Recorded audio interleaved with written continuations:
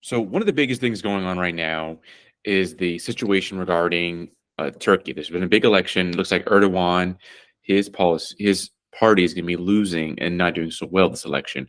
It's what's interesting now as we look at Erdogan's party in Turkey is that look at the tourism policy of Erdogan at the moment. So what Erdogan's been doing, particularly, that's so interesting, is that he has been prioritizing more of Turkey's he's been pushing away from secularism to more of a Islam first policy and tradition, and you can see it reflected particularly in the treatment of Hagia Sophia.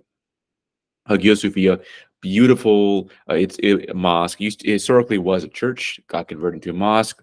At one point, it's over. I think over 1,000 years old. I believe it's very very old. And at one point, it had turned from a mosque into a museum and just a place to visit for just Turkey's history. It was turned by I think Ataturk, the founder of Turkey. He made it into a just a. It was not a mosque anymore, basically. So for a long time, it was a museum. People went to it. They visited, saw the history of the Ottomans, the Byzantines, Rome. You get to see beautiful history, and it was at one point there was a fee. It was charged. People went in. Prioritization was the tourist. Fast forward to 2020, Erdogan makes it into a mosque first. That has a big ramification for it because number one, it's a very old building. Two, that means that worshippers were allowed to go in and worship, and it had to abide by rules of mosques. How women dressed and whatnot, and it became free, which is fine. But once you allow visitors and worshippers to go in, the main entrance inside the building, it caused a massive, just too many people in the air, and it was already an old building that was fragile. So all these people are in. It's crowded, busy, it's chaotic. There's just so many people, and so there's no room for anybody. And there's also loud noises from tour guides, but there are people worshiping. So all these conflicts make it very hard to service both ends. Fast forward to this year, and under Erdogan, under his government, they had, excuse me, charge a $25 fee for all visitors. So basically, if you weren't there to worship, if you're an international tourist, you have to pay $25. No longer free.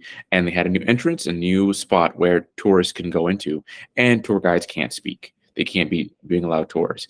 And the policy of it is always just reinforces, how Hagia Sophia is first and foremost a mosque. I mean, the Turkish government says it's for preservation purposes, which is fine, but it's just they that UNESCO was already saying this needs to be a preservation first. If you do it to a mosque, you're going to cause damage. It's going to be controversial. It's going to make the area just too many people. But Turkey's government ignored it and did what they wanted.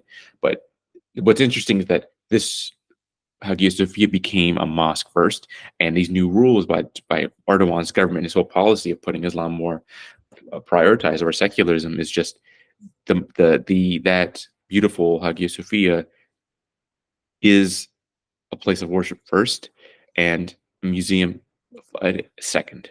So we'll see if Erdogan keeps that policy of making Hagia Sophia mosque first, given his political, defeat in this election.